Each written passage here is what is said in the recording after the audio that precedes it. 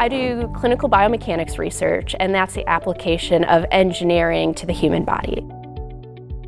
Students are very important in my work, and so I've been able to engage about 100 undergraduates in my lab during my time here. Those students help in very meaningful ways. They participate in our experiments by collecting data, by analyzing the data. We've been able to take undergraduates to national conferences so they can share their work and learn from others. And then those students, because of that experience, have gone on to win various awards, including National Science Foundation Graduate Research Fellowships.